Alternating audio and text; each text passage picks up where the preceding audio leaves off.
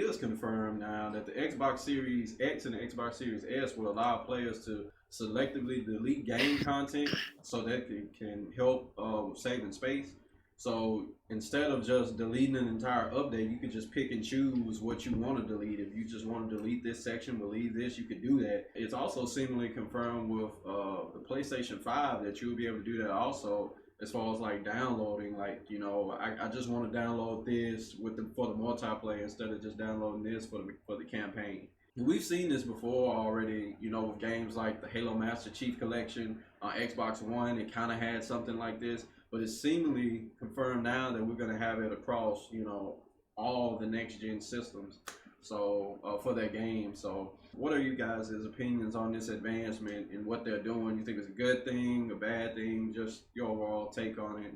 I think, like, personally, I think it's a really great addition. I think the way that this is being implemented is super great, because one thing that I've always had, this has always been a thing for me, especially buying Call of Duty games, is that I'll buy a Call of Duty game and I won't play the single player at all. I don't play it at all.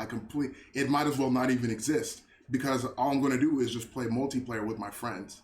And I mean, if I didn't have to have it on the system, I wouldn't even have it, And it would be kind of nice, especially in terms of a fighting game, especially when you're talking about people who do tournament setups and stuff like that. Because, I mean, you're going to have space for more. I mean, if you're running tournaments and stuff, you're going to have probably multiple fighting games on your system. Those take up space.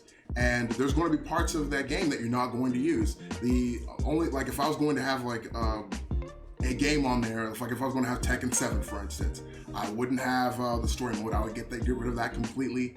I might not even download the museum mode or any of the stuff where they have like the spot where you can watch all the cinematics. I don't want that either. Basically, I would only keep local multiplayer, online multiplayer, and then maybe the jukebox, so I could change the music of all the stages. That would be pretty much it. So I'm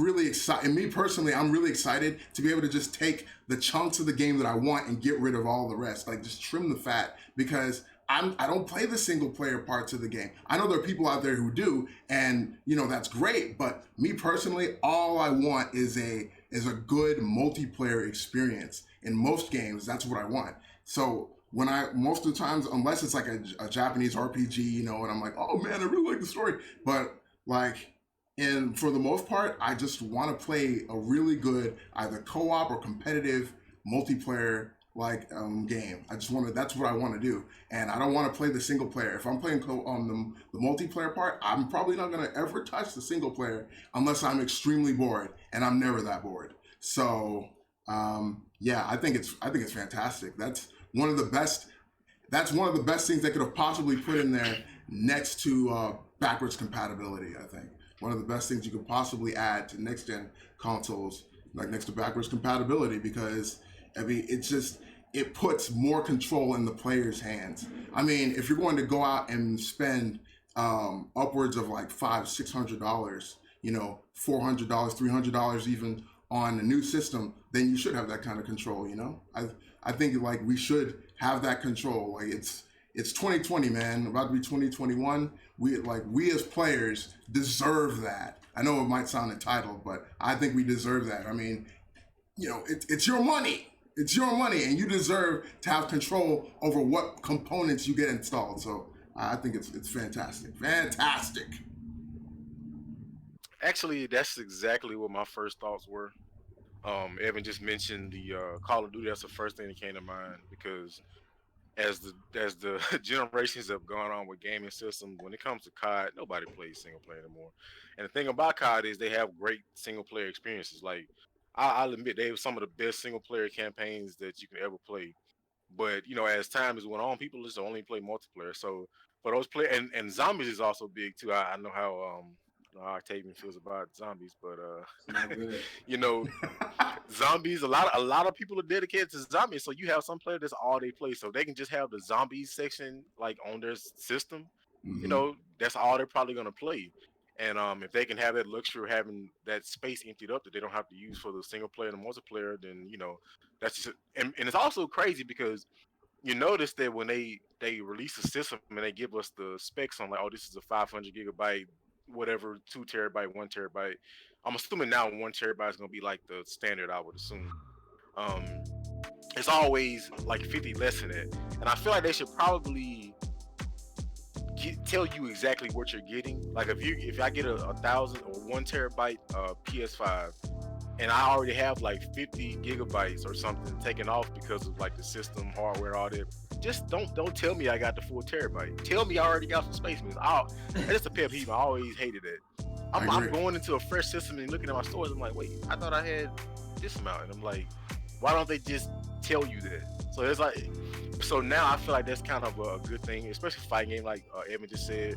Um, if you can only have multiplayer online and like training mode or something, I don't know how specific that they're gonna get like microscopically, specific with it. Like, oh, you can take out the options menu, you can take out, take out the sound.